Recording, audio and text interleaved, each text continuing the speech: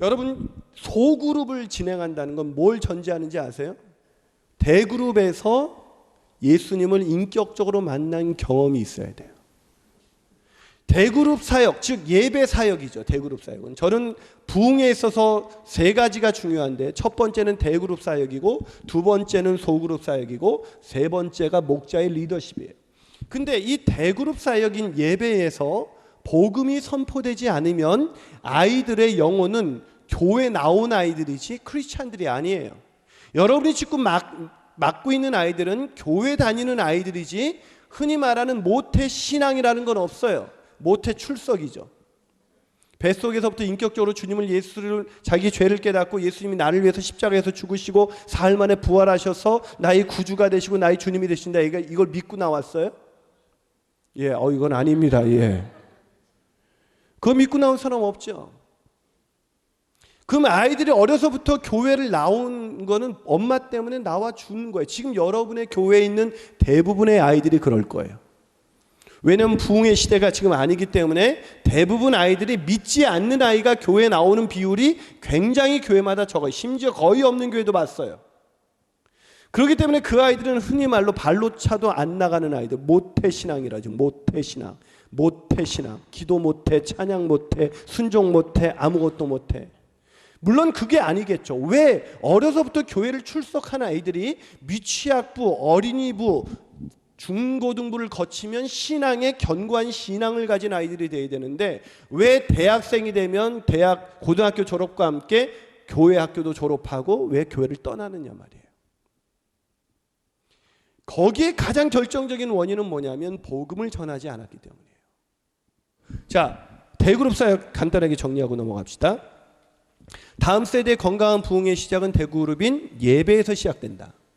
특히 선포되는 설교 사역을 통해 역동적인 변화가 시작되는 것이다. 그럼에도 불구하고 다음 세대 사역자의 가장 큰 어려움은 바로 설교이다. 왜냐하면 신학교에서 설교 안 가르치거든요. 그래서 막 배워요. 막. 이게 기본기를 안 가진 상태에서, 이 신학생들의 어려움이 뭐냐면요, 설교를 기본기를 안 배운 상태에서 설교를 무조건 교회 가면 하게 돼 있어요. 그게 어려움이에요. 여러분, 제가 운동을 배우든지 악기를 배우든지 제가 가르쳐주는 사람 없이 스스로 배우는 경우가 많죠. 저는 기타를 그렇게 배웠습니다. 그렇게 배운 사람을 우리는 전문 용어로 후루꾸라 그러죠. 네, 후루꾸 스타일. 그렇게 기타를 치면 늘어요, 안 늘어요? 조금은 느는데 어느 순간부터 안 늘어요. 1년을 치고 2년을 치고 10년을 쳐도 안 늘어요. 똑같아요.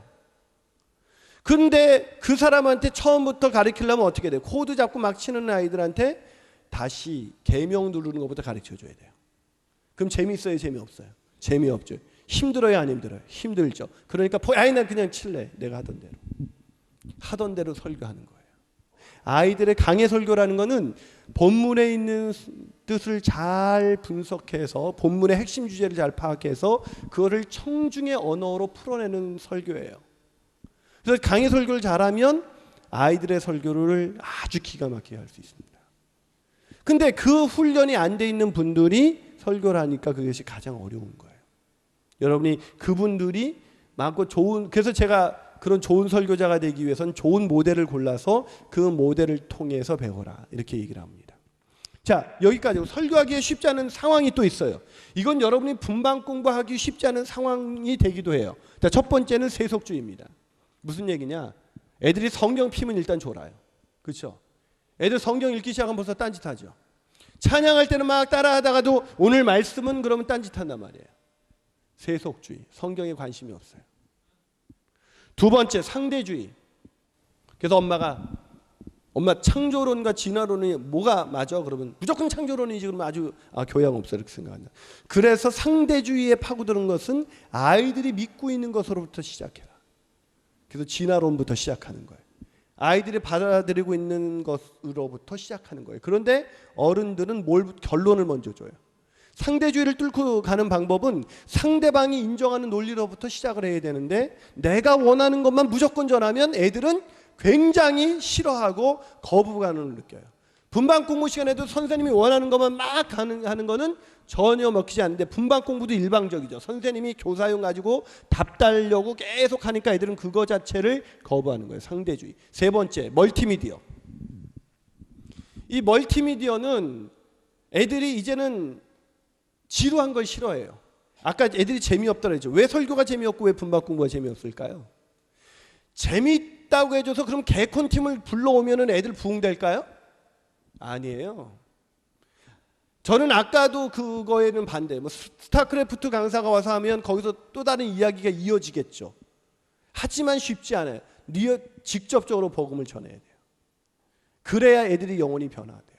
근데 복음을 들은 아이들이 이렇게 변화되려고 그러면 설교를 싫어하는데 복음 설교를 해야 된단 말이에요. 이 멀티미디어에 길들여진 사람에게 어떻게 설교해야 될까요?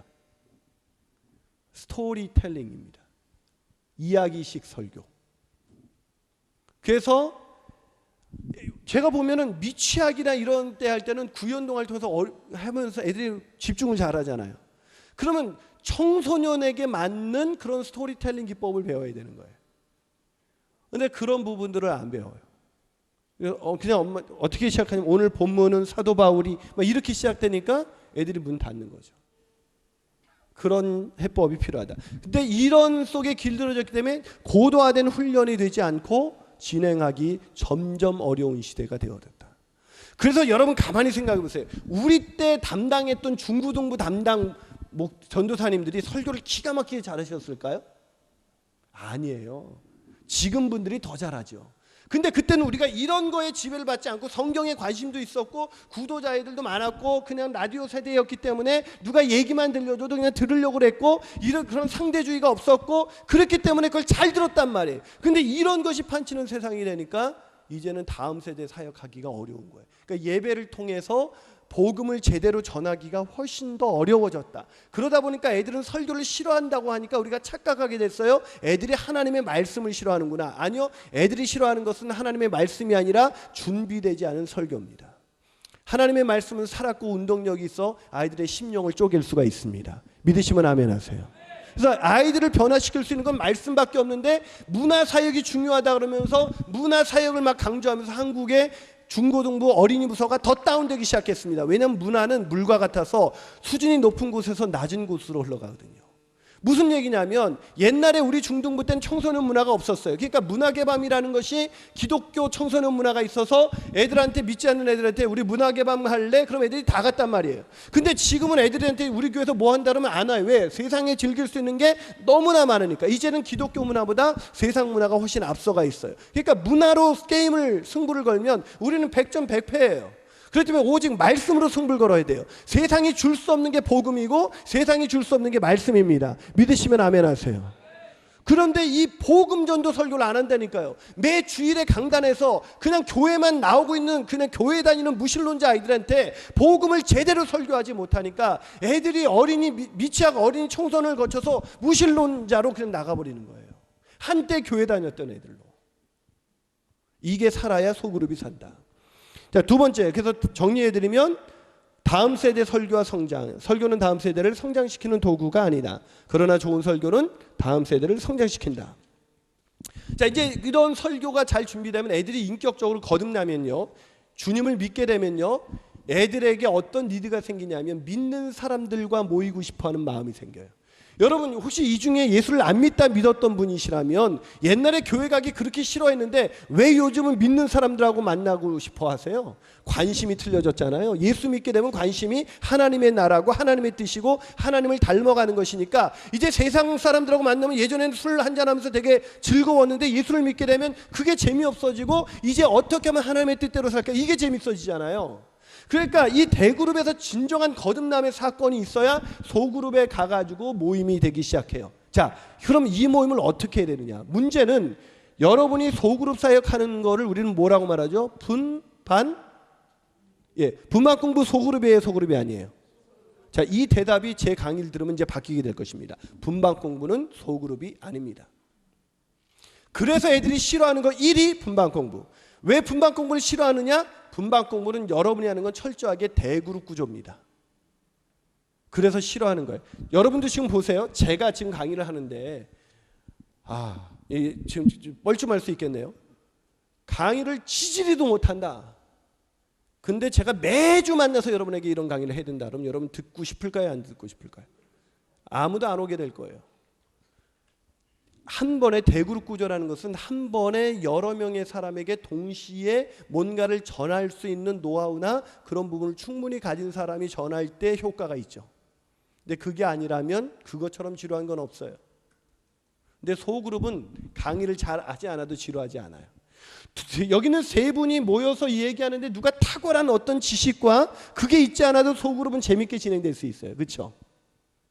그런데 선생님들은 분반 공부하면 주일학교 교사 좀 해주세요. 저 성경을 몰라서. 성경 아는 사람이 더 무서워요. 그런 분들이 하면 애들 다 잡아요. 애들 다 떠나가요. 소그룹이 뭔지를 가르쳐 드리겠습니다. 자, 소그룹.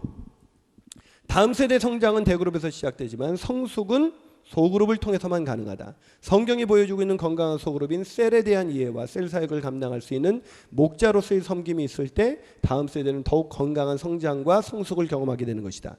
지금의 소그룹으로는 아무런 변화도 일으킬 수가 없다.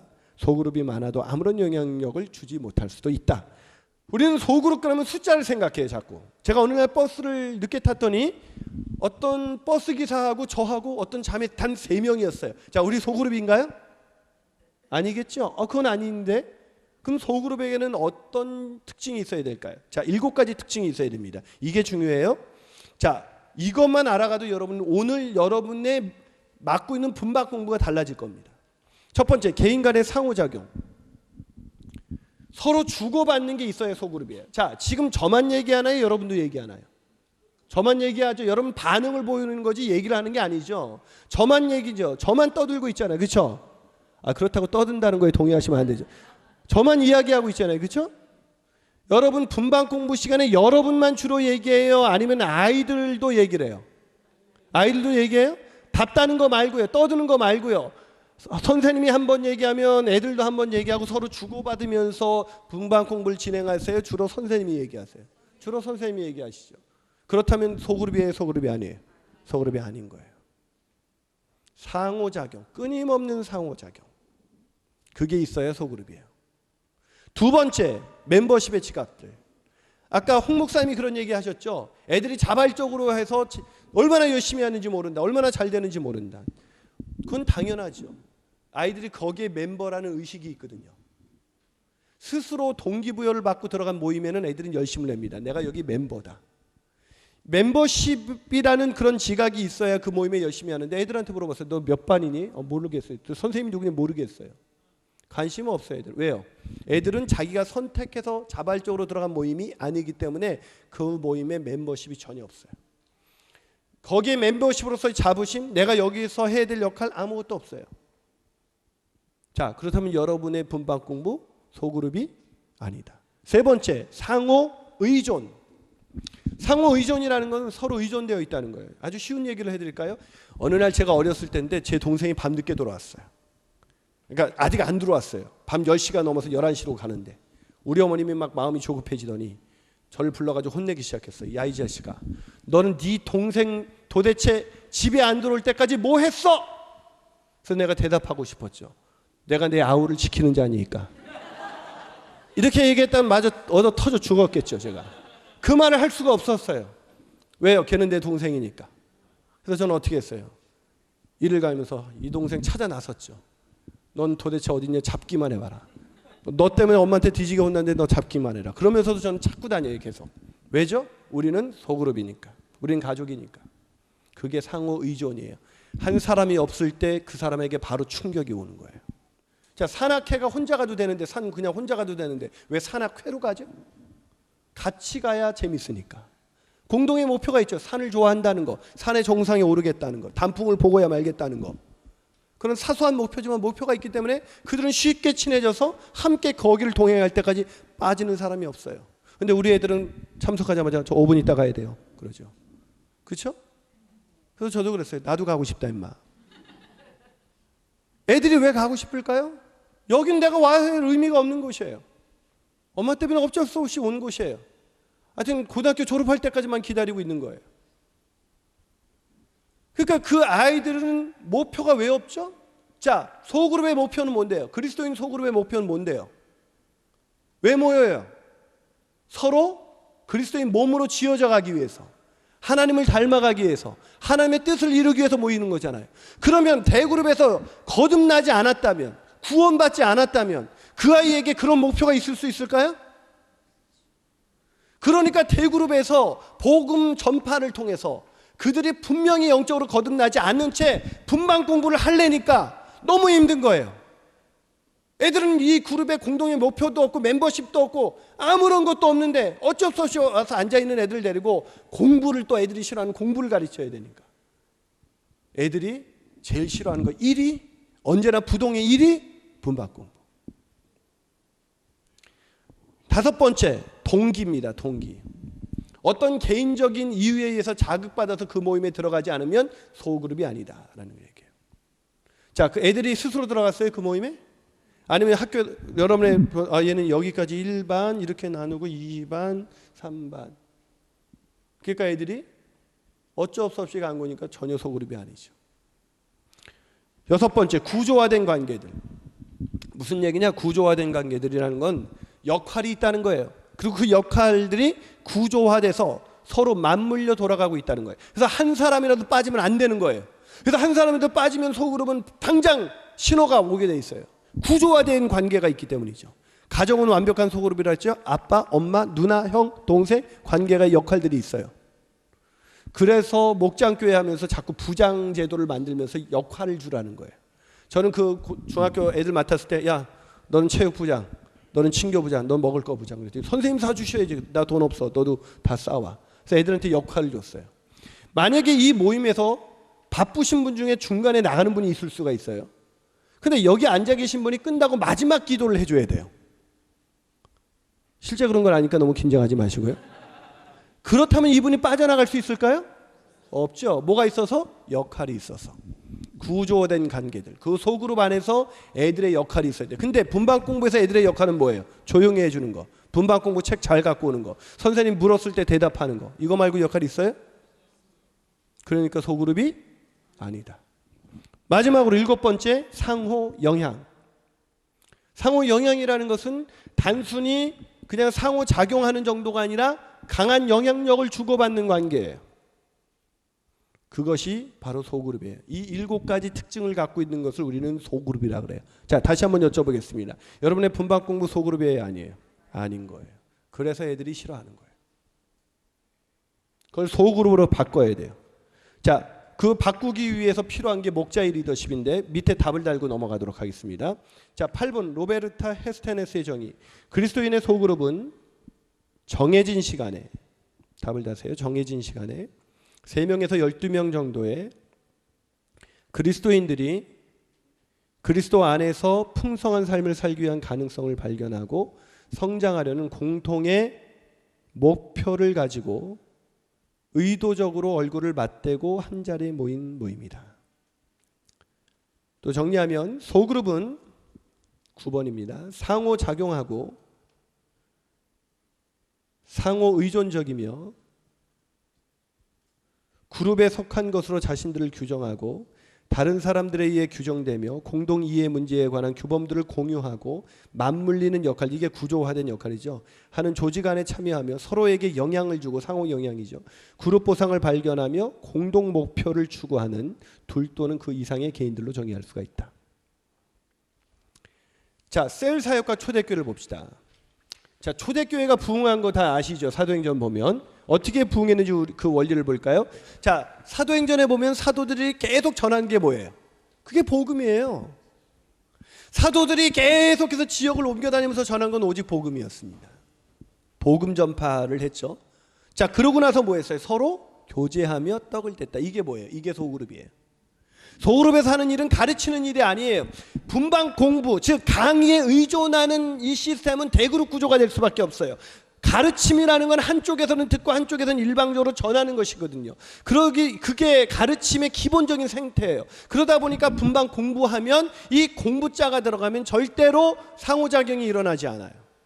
그래서 제가 한국에서 처음으로 청소년 셀 교재를 만들었을 때 교사용을 없애버리고 그냥 누구나 다 이해할 수 있는 지문 중심의 교재를 만들어버렸어요. 그랬더니 그 교재를 처음 막 이제 제목이 괜찮고 이제 심플하고 애들에게 좋을 것 같아서 산 사람들이 저한테 제일 많이 온 질문이 뭐냐면 교사용 공과는 어디 있어요? 라는 거예요.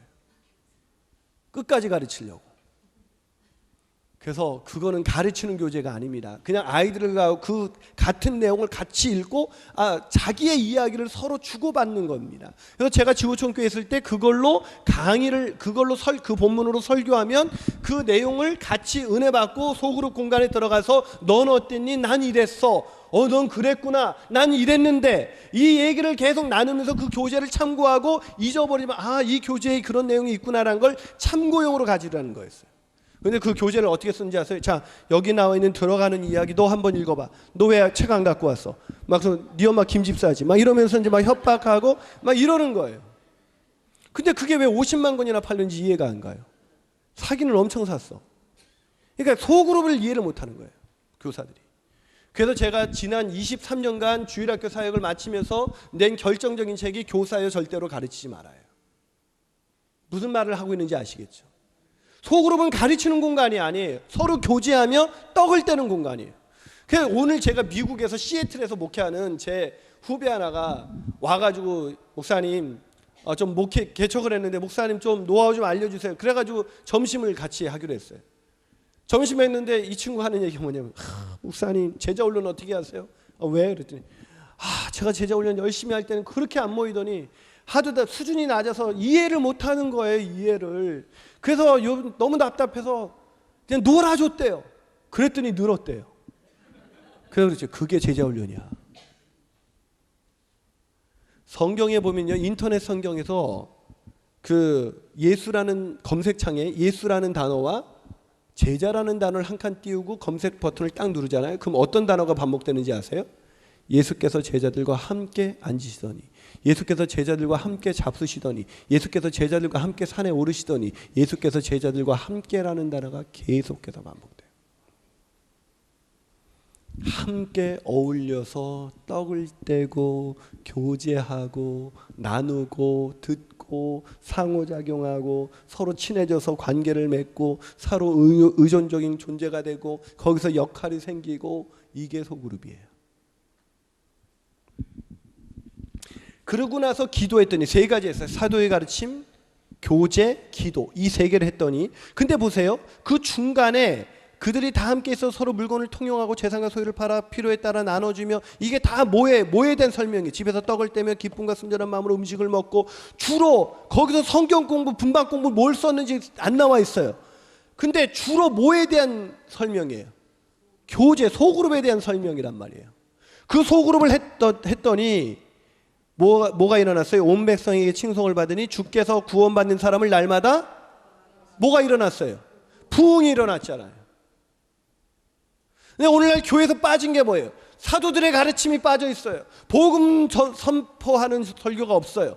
애들한테, 제가 우리 사역자들한테 계속 요구하는 게 그거예요. 어린이 설교에서, 미취학 설교에서 계속 예수의 십자가를 강조해라. 율법적인 설교, 도덕적인 설교. 예수를 안 믿는 아이가 어떻게 순종을 할 수가 있고 어떻게 주님의 뜻대로 살 수가 있는가? 계속 복음을 전해라. 그리고 소그룹 안에서 나누게 해라. 그 복음을 받아들인 사람이 어떻게 살아야 되는지는 거기서 나누는 거다. 저희 교회가 한 달이면 홈페이지에 5만 명이 넘게 접속하고 있습니다. 저희 설교를 그냥 무상으로 다운받도록 그냥 내버려뒀거든요. 제가 설교를 오픈한 거는 무식하면 용감하다고, 제 설교가 완벽하기 때문이 아니에요. 허점이 많죠. 저도 성경을 그대로, 성경에서 말하는 핵심 주제를 잘 파악하려고 노력하지만 잘 안 되죠. 20시간 투자해서 설교를 준비하는데도 잘 안 돼요. 근데 적어도 한국 교회에 그냥 같이 복음적인 설교를 같이 쉐어하려고 5만 명이 들어와요. 5만 명. 여러분, 복음 선포가 이어지고 나면 소그룹에서 뭐 한다고요?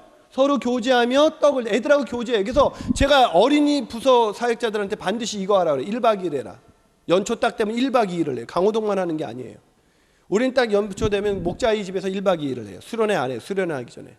대그룹에서 친해지기 전에 먼저 소그룹에서 친해져야 되니까 1박 2일을 하게 만듭니다. 여러분, 어렸을 때, 지금도 어려 보이시긴 하지만, 어렸을 때 친구 집에 가서 자는 거 좋았어요? 싫었어요? 너무 좋았죠? 그걸 열어주는 거예요. 선생님의 집에서 딱 열어주고, 선생님이니까 믿을만 하죠? 선생님 집에서 1박 2일 한다. 애들이 거기서 밤새 막 베개 싸움하고 선생님이 준 떡볶이 얻어먹고 밤새 잠도 안 자고 이제 좀 자라 할 것도 없어요. 하여튼 1박 2일 막 그래. 그 다음에 교회 오면 애들이 다 거의 졸아요. 그런데 무지 친해져요. 관계가 형성돼요. 서로 의존되는 존재가 돼요. 굉장히 계속 프로그램으로 접근해요. 오늘날의 사람 무슨 프로그램을 제가 그렇게 교회는 프로그램으로 돌아가는 곳이 아니에요. 관계로 돌아가는 것이지. 관계 시스템이지 프로그램 시스템이 아니에요.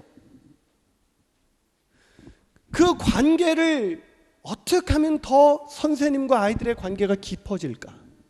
어떻게 아이들끼리 깊어질 수 있을까? 그것이 사도행전의 비결이었어요. 정리합니다. 다음 세대 사역에 있어서 주일학교 시스템과 셀 제자훈련을 제가 정리해봤어요. 주일학교 시스템은 부흥의 도구로 쓰였지만 소그룹 시스템이 아니다. 이제 아시게 됐죠? 이 주일학교 운동이라는 것은 성경적인 운동이라고 보기는 쉽지 않아요. 왜냐하면 예수님께서 이런 흔적이 하나도 없어요. 예수님이 12제자를 가르치실 때 자 우리 분반 공부하자. 야 베드로 너 왜 공과책 안 갖고 왔어? 뭐 이런 적이 없어요. 공과를 펼치시더라. 뭐 이런 게 없었어요. 여러분 주일학교라는 건 영국에서 시작됐어요. 영국에서 로버트 레익스라는 젊은이가 길을 가다가 산업혁명이 일어나면서 다 근로자로 돈 벌러 나가니까 먹고 살기 위해서 돈 벌러 나가니까 애들이 방치된 거예요. 그래서 그 젊은이가 이걸 보고 너무 안타깝게 여겨서 얘는 이 애들을 위해서 애들의 미래를 위해서 주일에 학교를 시작해 줘야겠다. 그게 주일학교 운동의 시작이에요. 근데 교회에서 하겠다니까 장로님들이 반대했어요. 하여튼 장로님들은 자꾸 반대하는 은사가 있어가지고 그래서 장로님들이 반대를 했어요. 그랬더니 이 친구가 할 수 없이 한 여자 집사님의 부엌에서 빌려서 주일학교를 시작했어요. 그게 영국 사회의 필요와 맞물려 떨어지면서 폭발적인 부흥을 일어났습니다. 부흥을 일으켰고 그게 미국으로 건너갔고 그게 한국으로 건너왔을 때가 우리가 주일학교 세대죠. 우리 때도 어땠어요? 먹고 살기 힘들었잖아요. 우리 부모님들은. 그래서 나는 공부 못했지만 넌 공부시켜야 된다. 그래가지고 열심히 사는데 늘 부족했죠. 근데 교회에서 여름이면 북치고 돌아다니면서 즐거운 여름학교 하나님의 집. 엄마 여름 성경학교 있대. 학교? 그때 다 불교였죠. 근데 학교 간다니까. 그래 교회에서 나쁜 거 가르치겠느냐? 가라. 우리는 빵과 요구르트를 얻어먹기 위해서 그 교회를 갔지만 선물 받기 위해서 갔지만 놀기 위해서 갔지만 엄마는 학교라니까 좋은 거 가르치겠다고 해서 보낸 거예요. 근데 우리가 빵 얻어먹으면서 예수 만났잖아요. 그리고 여기 앉아있는 거잖아요. 근데 지금은 어때요? 애들이 학교 교육에 지쳐 있어요. 일주일 내내 공부하다 온 애들이에요. 근데 주일날도 공부하자니까 미치고 환장하는 거죠. 주일날은 공부가 필요한 게 아니에요. 애들은 공부하다 지친 자기 얘기를 꺼내고 싶어해요. 엄마 아버지가 싸운 이야기를 꺼내고 싶어요. 요즘 같으면 엄마 아버지가 실직한 이야기를 꺼내고 싶어요. 근데 오늘의 주제는 다윗과 골리앗이에요. 오늘의 주제는 11조예요. 소그룹이 애들의 영혼을 터치하는 공간인데 그 터치하는 공간을 애들이 잃어버렸어요. 그거는 더 이상 오늘날 쓰임받을 수 있는 시스템이 아니다. 자, 두 번째, 제자훈련 시스템은 강력한 소그룹 시스템이지만 열린 사역에 제한을 받는다. 무슨 얘기냐면 믿지 않는 사람이 훈련 처음부터 받기 쉽지 않다는 거죠. 일단은 기본적인 복음 선포를 통해서 일단 목장이라는 소그룹에 들어가서 그 중에서 더 헌신된 아이들을 뽑아서 훈련시켜야지. 그런 시스템이다 보니까 열린 사역에 제한을 받는다. 세 번째, 셀 시스템은 역동적인 소그룹 시스템이지만 제자훈련에 한계를 갖는다. 그래서 저희는 제자훈련과 그걸 같이 돌아왔어요. 어린이 새 생명, 어린이 새 가족, 청소년 새 생명, 청소년 새 가족 이렇게 해서 애들을 위한 훈련 프로그램을 따로 돌리면서 애들이 처음에 들어오자마자 쉽게 애들 들어왔을 때 친구하고 갈라서 새 소식반에 들어가면 그나마 그 다음 주부터 안 나와요. 왜요? 처음부터 교회 친구 때문에 왔는데 친구를 갈라놓잖아요. 근데 우리는 처음에 들어오면 친구하고 그냥 바로 집어넣어 버리는 거죠. 소그룹으로. 소그룹에선 성경을 잘 몰라도 나누는 시간이니까 저 교회 처음 왔는데 이런 얘기해도 돼요. 근데 오늘의 주제가 이 하인의 순종을 가리키려면 야 너 순종 애가 하인이 누군지 그것도 알지도 못하는데 가나의 그 혼인잔치 그것도 모르는 애한테 뭐 가나의 혼인잔치에서 하인들이 있었는데 하인들이 순종했기 때문에 우리 포도주를 이런 얘기를 못 듣는 애한테 그 공부를 하는 게 아니라 거기 가서 자기 이야기를 할 수 있는 공간이거든요. 신앙의 수준과 상관없이 그런 다음에 그 아이를 따로 새 생명을 그 목자가 따로 걔네 친구하고 따로 불러서 새 생명을 하게 해요. 그래서 그 친구한테 얘기해. 네가 믿는 예수님을 소개하려면 네 친구하고 4주만 선생님 만나자. 따로 만나서 하죠. 제자 훈련이 같이 가야 돼요. 자, 이거를 하는 데 있어서 특히 소그룹을 끌어가는 데서 가장 중요한 게 목자 리더십입니다. 목자 리더십. 첫 번째, 예수님의 리더십은 두 날개의 관계 속에서 발휘됐다. 대그룹 리더십과 소그룹 리더십에서 발휘됐다는 거예요. 대그룹 리더십이라는 그 예를 든 성경 문구를 보면 무리가라는 단어가 나옵니다. 밑줄 치세요. 이번 수능에 나올지 몰라요. 자, 소그룹 리더십에는 주와 함께라는 단어가 반복됩니다. 함께라는 단어가 반복됩니다. 함께. 자, 예수님은 이 소그룹과 대그룹 두 가지를 다 균형 있게 사역하신 것처럼 주일학교가 부흥되기 위해서는 이 두 가지 사역이 필요하다. 그런데 예수님은 그들 중에서 특별히 3명의 제자들을 더욱 가까이 두셨다는 거예요. 그가 누구예요? 베드로와 야고보와 요한이죠. 그래서 성경 보면 그 외에 아무도 그 3명만을 데리고 갔던 장면들이 종종 목격됩니다. 자, 그래서 마지막 결론은 두 날개를 이끌어가는 것은 다음 세대 목자의 리더십이다. 자, 이 목자 리더십에 대한 마지막 예화를 드려주고 끝낼게요. 저는 고등학교 졸업하자마자 주일학교 교사가 됐어요. 왠지 아세요? 친구들하고 놀면서 어울리고 싶었는데 애들은 나하고 신앙의 수준 차이가 나 보이는 거예요. 기도도 잘하고 성경도 잘 읽는데 난 아무것도 모르니까 교회 가면 늘 바보 같았어요.